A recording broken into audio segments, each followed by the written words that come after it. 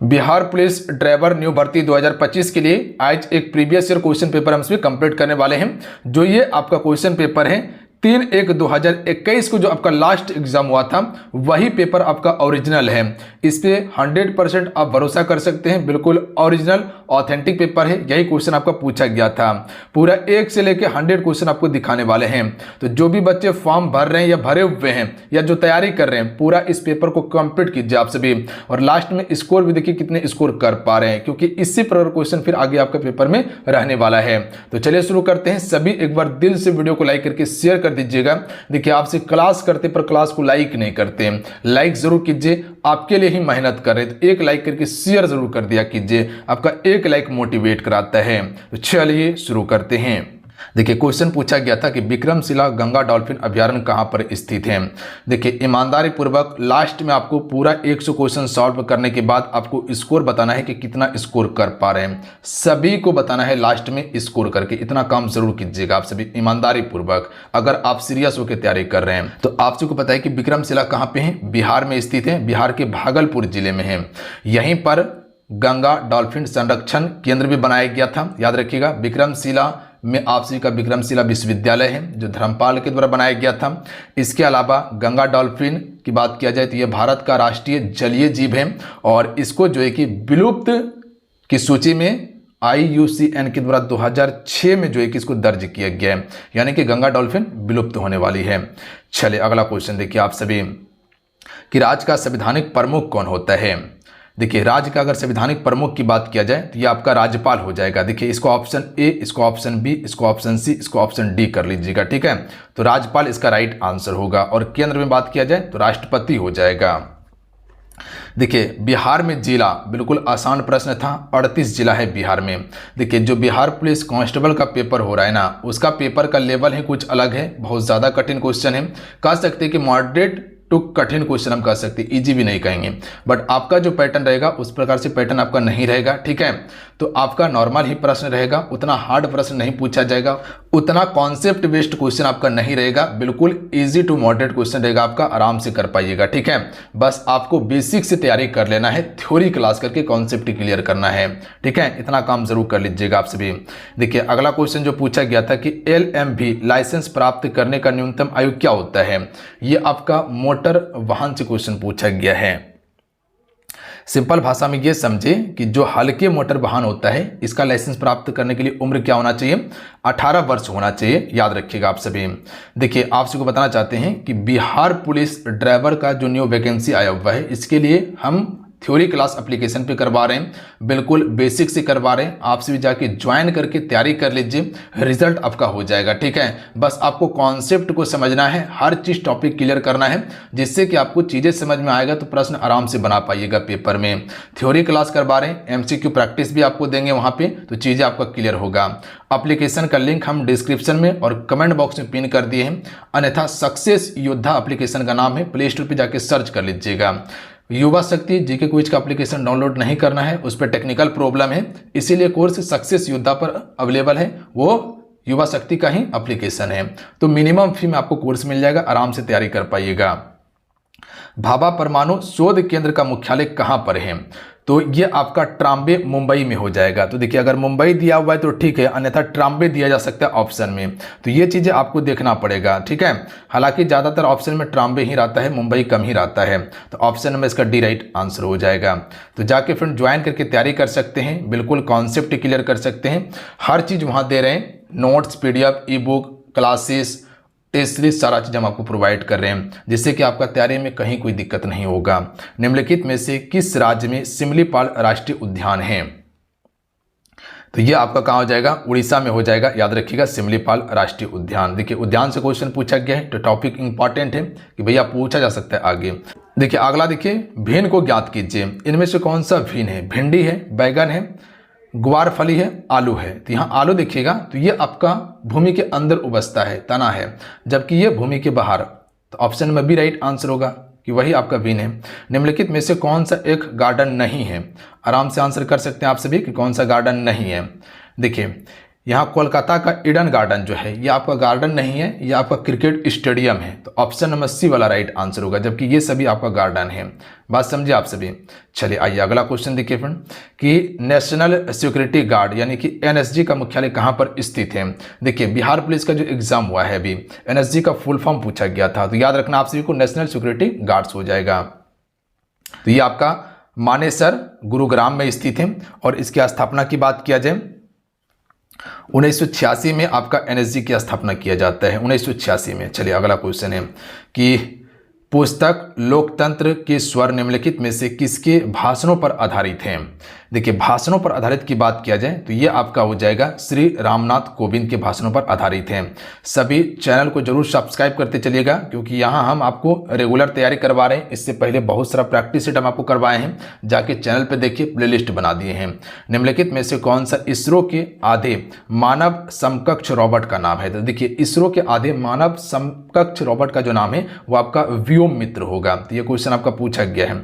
चलिए अगला क्वेश्चन है कि मोतिहारी अमलेखगंज पाइपलाइन भारत एवं देश के मध्य पेट्रोलियम उत्पादकों के व्यापार को सुलभ बनाती है। तो ये आपका राइट आंसर हो जाएगा नेपाल। याद रखिएगा आप सभी। तो किसको सुगम बनाती है? नेपाल को। चलिए अगला क्वेश्चन है कि गौतम बुद्ध का नाम क्या था। तो देखिए गौतम बुद्ध का नाम है सिद्धार्थ। ऑप्शन में ए राइट आंसर होगा। देखिए सीएसबीसी जो एग्जाम लेता है ना, बिहार पुलिस कांस्टेबल छोड़ा के बाकी बात जो भी एग्जाम होता है उसका पैटर्न ठीक रहता है। जैसे बिहार पुलिस का कांस्टेबल का एग्जाम आएगा ना, ऐसा क्वेश्चन पूछेगा आपसे कि लगता है कि जिंदगी में कभी पढ़े ही नहीं होंगे आप सभी वो क्वेश्चन को। नारी शक्ति पुरस्कार 2019 यह करंट अफेयर का क्वेश्चन है, इसको कोई मतलब भी नहीं है, नहीं भी याद रखिएगा तो कोई दिक्कत नहीं है, मुंगेर था। अगला है कि निम्नलिखित में से कौन सबसे छोटा महासागर है। तो राइट आंसर हो जाएगा आर्कटिक महासागर। देखिए सबसे छोटा है, सबसे बड़ा की बात किया जाए तो प्रशांत महासागर हो जाएगा। भारत के दक्षिण में कौन सा महासागर है? हिंद महासागर है। बात समझे। ये भी आपका करंट अफेयर का क्वेश्चन है। उसके बाद देखिए ये भी आपका 2019 का क्वेश्चन है जो कि करंट का था। ये रानी रामपाल थी जीतने वाली। अगला क्वेश्चन देखिए कि 2020 में निम्नलिखित में से कौन सी बैंक संकटग्रस्त हुई और खबरों में सुर्खियों में रही थी। यस बैंक, जो कि कह सकते हैं कि क्रैश हो गया, यस बैंक पूरा डूब गया था। चलिए अगला क्वेश्चन देख लीजिएगा आप सभी कि भारत का राष्ट्रीय युद्ध स्मारक किस शहर में है। तो इसका राइट आंसर होगा नई दिल्ली में। याद रखना आप सभी को, कहाँ पे है? नई दिल्ली में। अगला है निम्नलिखित में से कौन राज्य की राजधानी ईटानगर है। तो देखिए राज्य की राजधानी से क्वेश्चन पूछा गया है, तो याद रखना आप सभी को। तो कौन सा हो जाएगा? अरुणाचल प्रदेश की राजधानी कहाँ पे है? ईटानगर। मणिपुर की बात किया जाए तो कहाँ हो जाएगा? इम्फाल हो जाएगा। याद रखना आप सभी को, क्या हो जाएगा? इम्फाल। मेघालय की राजधानी पूछा जाए तो कहाँ हो जाएगा? शिलोंग हो जाएगा। कहाँ हो जाएगा? शिलोंग हो जाएगा मेघालय की राजधानी। मिजोरम का पूछा जाए तो आइजोल। याद रखना आप सभी को, कहाँ हो जाएगा मिजोरम की राजधानी? आइजोल। देखिए बाकी बात सब जगह का तो राजधानी याद रहता है, पूर्वोत्तर भारत में बड़ी कन्फ्यूजन होता है, तो पूर्वोत्तर भारत का याद जरूर कर लीजिएगा। जो सातवाहन है कंडाला नगर मुख्यतः किसके लिए जाना जाता है। ये आपका प्रमुख समुद्री बंदरगाह के लिए जाना जाता है, समुद्री बंदरगाह के लिए जाना जाता है। अगला है कि स्वतंत्र भारत के प्रथम राष्ट्रपति कौन थे। तो सभी को पता होगा कि भैया डॉक्टर राजेंद्र प्रसाद जी। 1950 से लेकर 1962 तक इसका कार्यकाल रहा था और एकमात्र ऐसा राष्ट्रपति है जो 2 बार जीता है। उसके बाद कोई अभी तक राष्ट्रपति 2 बार नहीं बना।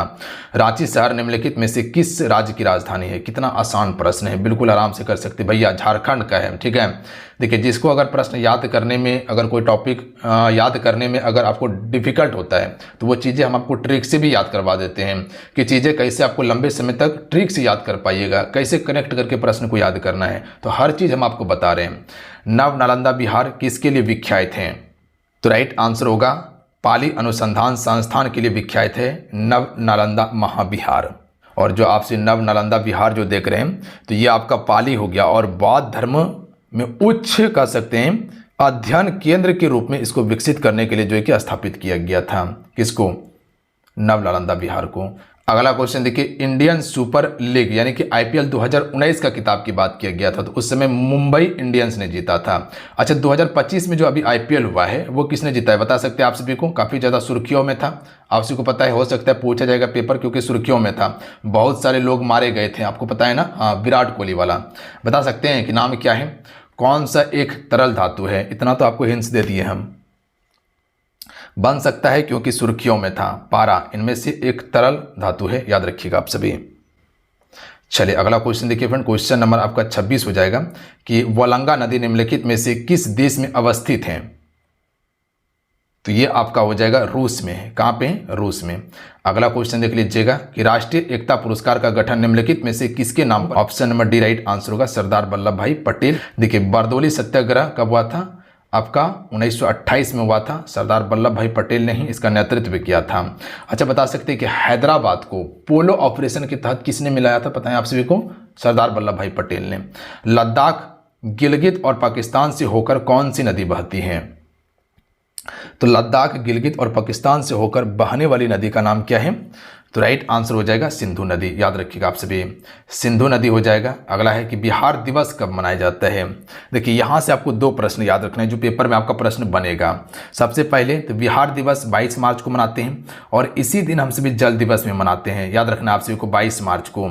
और एक याद रखना है कि 22 अप्रैल के बारे में, ठीक है? ये दोनों कन्फ्यूजन करता है। 22 अप्रैल को पृथ्वी दिवस मनाया जाता है। याद रखना आप सभी को, 22 अप्रैल को पृथ्वी दिवस मनाया जाता है। चलिए अगला क्वेश्चन है कि किस पर्यटन केंद्र पर गर्म जल के अनेक स्रोत हैं? तो ये आपका राजगीर हो जाएगा। यहाँ पर गर्म जल का अनेकों स्रोत आपको देखने के लिए मिलेगा। काजीरंगा राष्ट्रीय उद्यान निम्नलिखित में से किस राज्य में अवस्थित है? आपको बताए थे ना कि राष्ट्रीय उद्यान वन्यजीव अभ्यारण्य काफ़ी ज़्यादा क्वेश्चन पूछा गया है, तो इसके लिए कह सकते हैं काफ़ी इंपॉर्टेंट है। असम हो जाएगा। और जो एप्लीकेशन पे हम आपको इसको बिल्कुल डिटेल में पढ़ाए हैं, टाइगर रिजर्व, बायोस्फीयर रिजर्व, राष्ट्रीय उद्यान, वन्यजीव अभ्यारण्य, हर चीज़ आपको पढ़ा दिए, प्रश्न आपका मिस नहीं होगा। चलिए अगला क्वेश्चन देखिए कि DRDO के संबंध में QRSAM क्या है? क्या सोनार है, रडार है, वायुयान है या मिसाइल तंत्र है?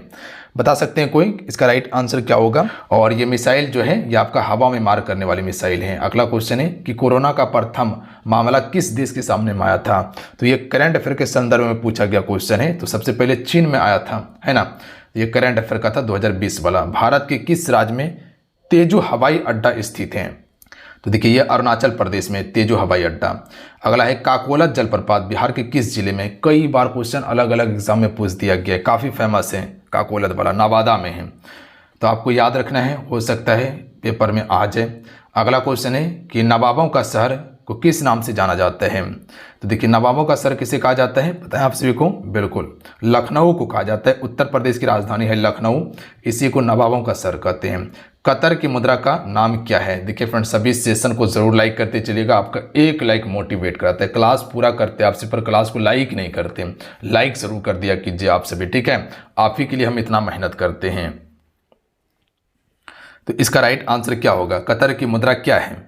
कतर की मुद्रा का नाम रियाल है। याद रखना है आप सभी को। चलिए अगला है कि वाल्मीकि टाइगर रिजर्व ये किस जिले में स्थित है? देखिए वाल्मीकि टाइगर रिजर्व ये आपका बिहार में है और बिहार की ये पश्चिमी चंपारण जिले में है। चलिए दीनदयाल उपाध्याय ग्राम ज्योति योजना का संबंध किससे है? तो इसका संबंध है विद्युत से। किससे संबंधित है? विद्युत से। भारतीय संविधान की प्रस्तावना किस देश के संविधान से प्रेरित है? तो ये आपका प्रस्तावना की बात किया जाए तो अमेरिका के संविधान से प्रेरित है आपका। चलिए अगला क्वेश्चन देख लीजिएगा आप सभी। देखिए मौलिक अधिकार अमेरिका के संविधान से लिया गया है। राष्ट्रपति की शक्ति की बात किया जाए तो अमेरिका के संविधान से। अगला है कि रावण 1 नाम उपग्रह किस देश द्वारा प्रक्षेपित किया गया? देखिए रावण 1 नाम से प्रक्षेपित किया गया जो आपका प्रक्षेपास्त्र था, ये श्रीलंका के द्वारा किया गया था। ऑप्शन में सी राइट आंसर होगा। ध्यान दीजिएगा आप सभी। फ्रांस की मुद्रा क्या है? तो देखिए मुद्रा से क्वेश्चन पूछा गया है, ठीक है? तो ध्यान देना आप सभी को। यूरो फ्रांस की मुद्रा है। राजधानी कहाँ पे इसका? पेरिस में है। चलिए अगला क्वेश्चन देखिए। भारतीय वायुयान सेना की पहली महिला फ्लाइट इंजीनियरिंग कौन बनी?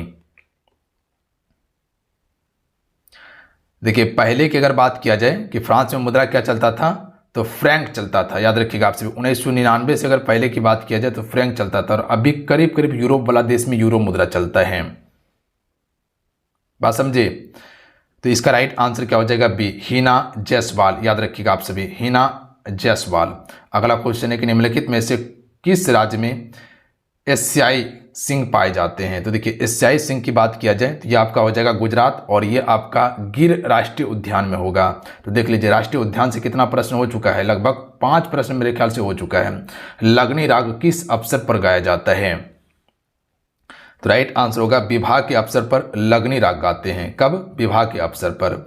चलिए अगला है कि बिहार सोशलिस्ट पार्टी के संस्थापक कौन थे? जब बिहार जीके का कला संस्कृति पढ़िएगा तब आपको देखने के लिए ये प्रश्न मिलता, लगनी राग वाला। तो राइट आंसर क्या हो जाएगा 46 का? तो ध्यान दीजिएगा आप सभी, जयप्रकाश नारायण इसका करेक्ट आंसर होगा, याद रखेंगे आप सभी, जयप्रकाश नारायण हो जाएगा। क्या क्वेश्चन था फिर से समझिएगा कि सोशलिस्ट पार्टी की स्थापना कब किसने किया था? जयप्रकाश नारायण ने। और कब किया था? 1934 में किया था। तो डेट याद रखिएगा। अगला है कि भारतीय प्रधानमंत्री नरेंद्र मोदी को किस अभियान के लिए ग्लोबल गोलकीपर अवार्ड से सम्मानित किया गया था? तो उस समय का ये करंट अफेयर का क्वेश्चन है, तो इसको याद नहीं भी कीजिएगा तो नहीं दिक्कत है, स्वच्छ भारत के लिए दिया गया था। अगला है कि किस शहर में भारत की प्रथम रेल यूनिवर्सिटी स्थित है?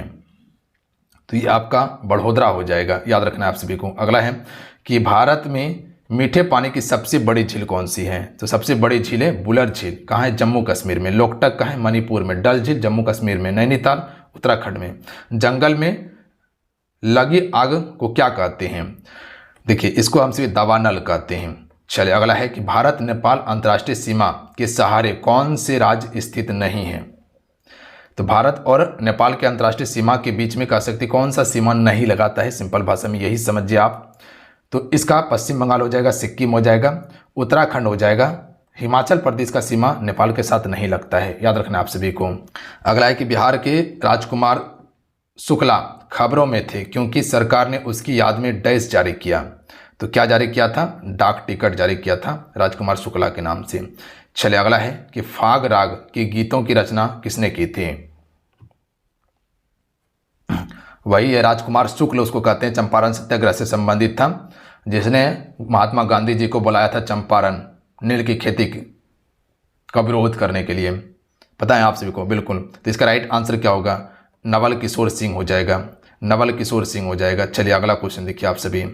अगला है कि बजरंग पुनिया निम्नलिखित में से किस खेल से संबंधित हैं? राइट आंसर होगा कुश्ती से संबंधित है बजरंग पुनिया। अगला है स्वच्छ आकाश नीला दिखता है किस कारण से? वास्तविक में आकाश नीला नहीं है, काला है। अंतरिक्ष यात्री से पूछा जाए तो वह बताता है कि काला है आकाश, नीला नहीं है, पर हम सबको आकाश नीला दिखता है। तो राइट आंसर ऑप्शन में हो जाएगा प्रकाश के फैलाव के कारण या परिकिरणन के कारण। बात समझिए, प्रकाश के फैलाव या परिकिरणन एक ही चीज होता है। सूर्य उदय एवं सूर्य अस्त के समय सूर्य लालिमा युक्त प्रतीत होता है क्योंकि इसका कारण क्या है? सूर्य उदय और सूर्य अस्त के समय देखिएगा लाल कलर का आपको दिखता है सूर्य, ऐसा क्यों होता है? तो याद रखिएगा ऑप्शन में ए हो जाएगा, अधिक तरंगदैर्घ्य वाले प्रकाश का परिकिरणन के कारण से यह हमको लाल दिखाई देता है। अगर यही क्वेश्चन पूछा जाता कि सूर्य उगने से पहले जो हमको सूर्य दिखाई देता है और सूर्य डूबने से पहले भी हमको सूर्य दिखाई देता है, इसका कारण क्या है? अपवर्तन कारण है। बात समझे। चलिए अगला क्वेश्चन देखिए कि प्रकाश वर्ष मापने की इकाई है। तो राइट आंसर क्या हो जाएगा? बिल्कुल दूरी का मात्रक है। पृथ्वी की सतह से किसी पिंड का पलायन वेग का मान क्या है? तो राइट आंसर हो जाएगा 11.2 किलोमीटर प्रति सेकेंड है। अगला है कि वह युक्ति जो रासायनिक ऊर्जा को विद्युत ऊर्जा में परिवर्तित करता है क्या कहलाता है?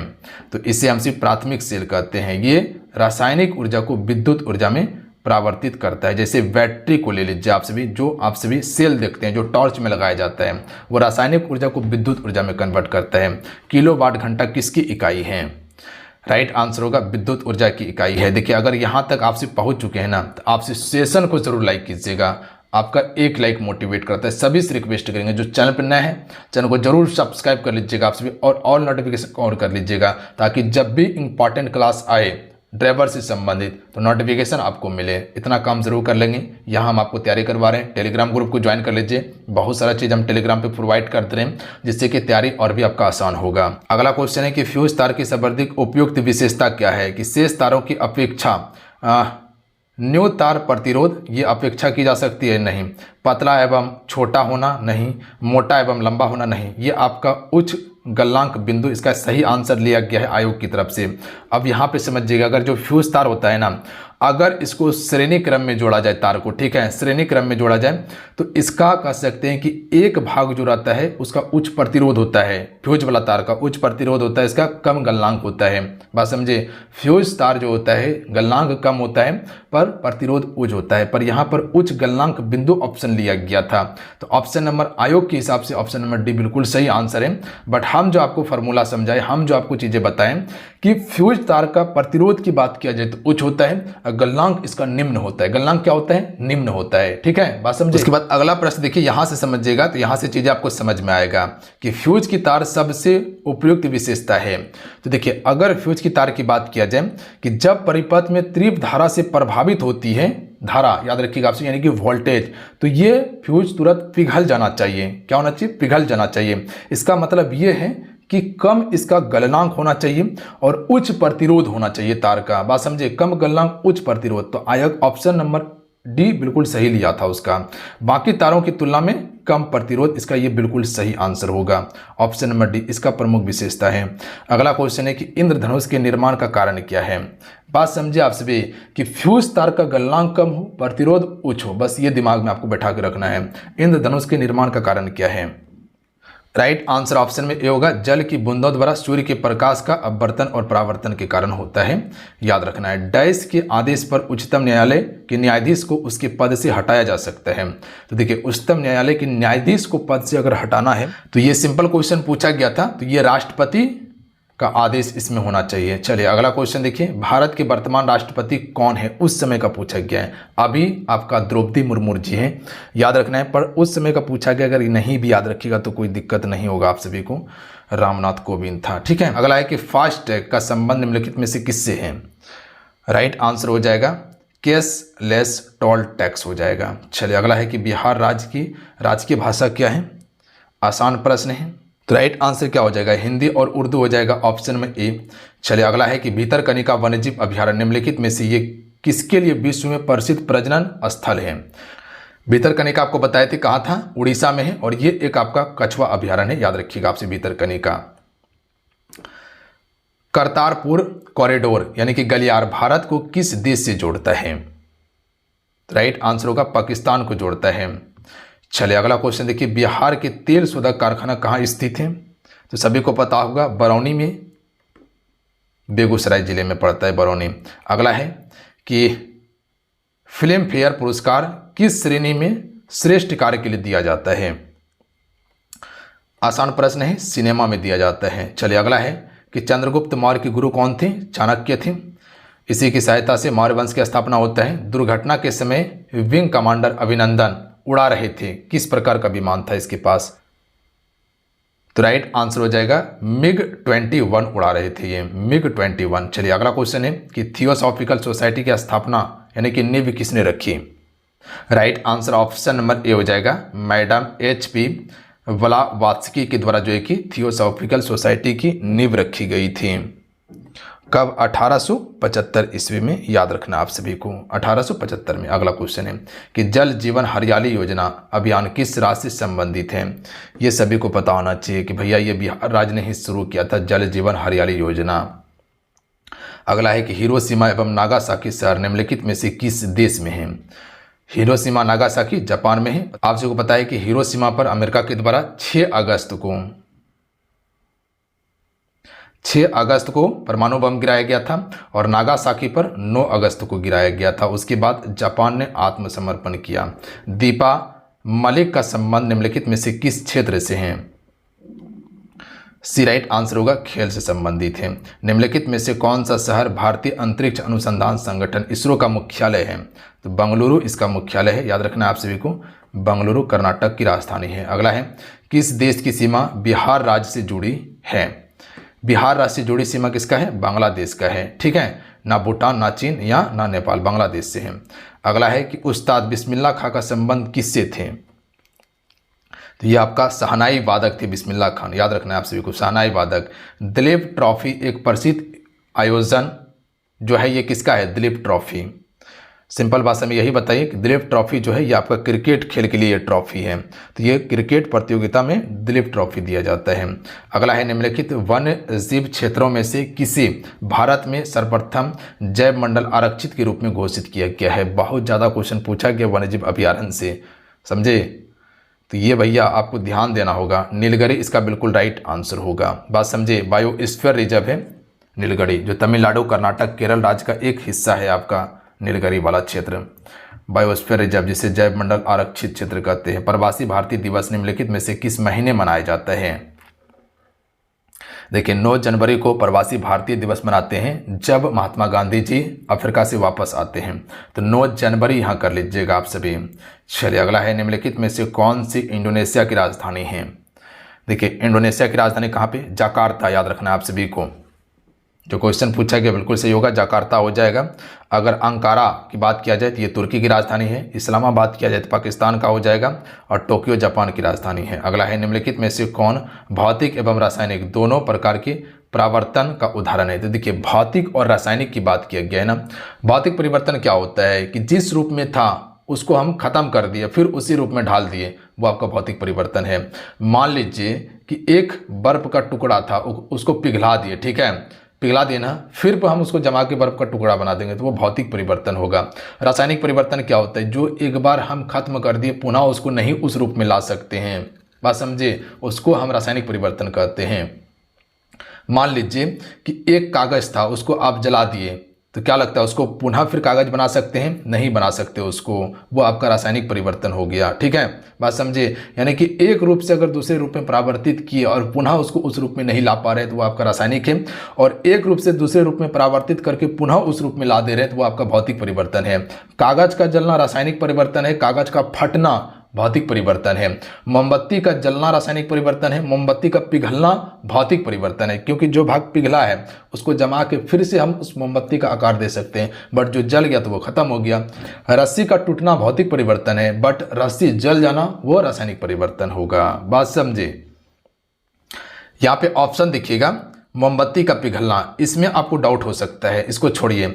केले का पकना, देखिए केला एक बार पक गया तो उसको आप फिर से कच्चा नहीं कर सकते हैं, ये आपका रासायनिक परिवर्तन है। जंग लगना, अगर एक लोहा में जंग लग गया तो जिस अवस्था में पहले था उस अवस्था में नहीं ला सकते उसको, रासायनिक परिवर्तन है। बर्फ का पिघलना, ये भौतिक परिवर्तन है, क्योंकि अगर बर्फ को पिघाल देते हैं, ठीक है, फिर उसको हम जमा देंगे, क्योंकि पानी बनेगा फिर पानी को जमा देंगे तो भौतिक परिवर्तन हो गया। बट यहाँ पर जो पूछा गया भौतिक एवं रासायनिक दोनों, तो यहाँ पर मोमबत्ती को ऑप्शन लिया गया है। अगर ये सिर्फ पूछता कि मोमबत्ती का जलना क्या है तो ये रासायनिक परिवर्तन होगा।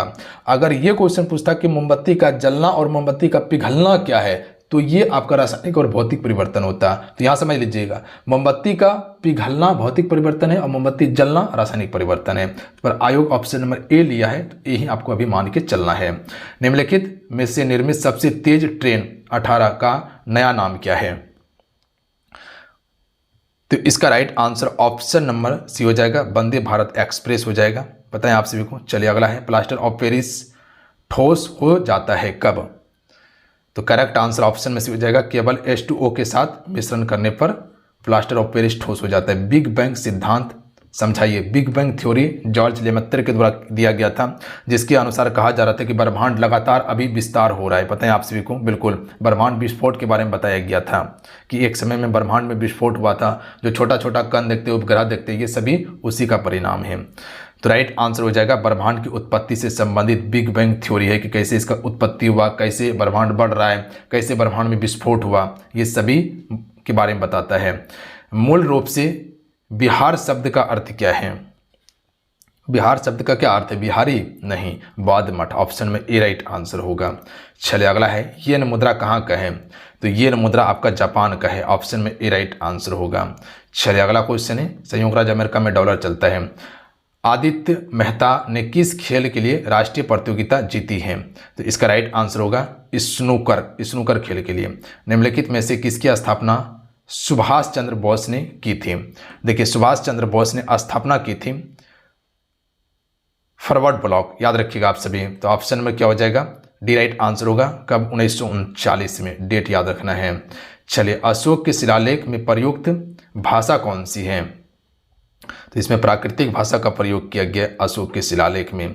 चलिए अगला क्वेश्चन है कि निम्नलिखित में से कौन सी सरकारी योजना का उद्देश्य सभी राष्ट्रीय राजमार्गों को सतही रेलवे क्रॉसिंग से मुक्त करना है? राइट आंसर होगा सेतु भारतम योजना का ये मुख्य उद्देश्य है। उसके बाद है पंकज अडवाणी एक प्रसिद्ध खिलाड़ी हैं, तो ये आपका किसका है? तो ये आपका बिलियर्ड्स का हो जाएगा। चलिए अगला है, निम्नलिखित में से भारतीय नागरिकों में से किसे सर्वप्रथम नोबेल पुरस्कार प्रदान किया गया था। तो सबसे पहले नोबेल पुरस्कार 1913 में आया था, गीतांजलि के लिए दिया गया था रविन्द्रनाथ टैगोर को। देखिए नोबेल पुरस्कार की बात किया जाए तो ये 1900 ईस्वी में शुरू किया गया था। पहली बार 1901 में दिया गया था नोबेल पुरस्कार, याद रखना है आप सभी को। कब? 1901 में अल्फ्रेड के नोबेल के नाम से शुरू किया गया नोबेल पुरस्कार।